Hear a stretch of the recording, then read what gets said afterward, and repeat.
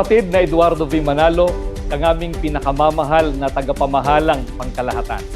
Nagpapasalamat po kami ng napakarami sa inyo sa patuloy po ninyong pangunguna, pagmamahal at pagmamalasakit sa amin.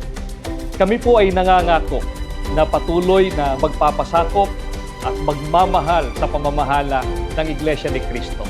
Sa inyo pong kaarawan ay idinadalangin po namin na patuloy po kayong basbasan ng ating Panginoong Diyos at biyayaan ng pinakamabuting kalusugan at kaligayahan sa piling po ng inyong buong sambahayan. Maligayang kaarawan po! We love you po!